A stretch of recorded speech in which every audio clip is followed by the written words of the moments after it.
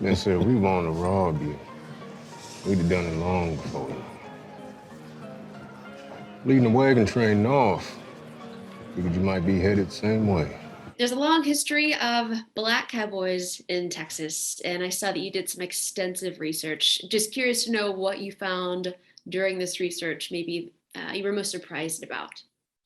I was familiar with a lot of it already. You know, when you're little growing up, you don't really realize that when you're watching all these shows like the Bonanzas and the Gunsmokes and the Raw, you know, when you're a kid, you don't realize you don't see people like you. So when you get older, you just realize like, wait, where, you know, they existed back then. They were around. So being able to tell this story, it hits home for me. Curious to know if joining the Sheridan universe is what I'm going to call it. Yeah. Did the Western culture bug catch you, or did you catch it? It caught me. No, I caught the bug. Now I got boots on. You know, I got hats now. When I get back home, I'm like, I want to, you know, I'm looking at getting a horse. I don't know where I'm going to keep it, but yeah, I caught the bug 100%. You have nailed this accent. Yeah, they barely surviving the river. They camped 5 miles from town.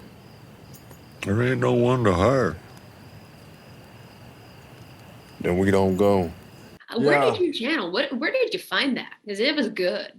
There's I listen every morning. I got a dialect coach. She's great. And she turned me on to Laura Smalley.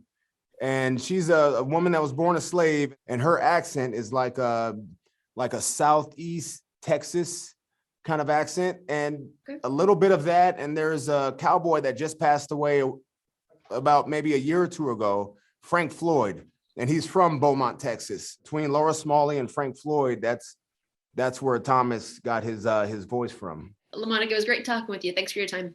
Thanks for having me. Great talking to you too.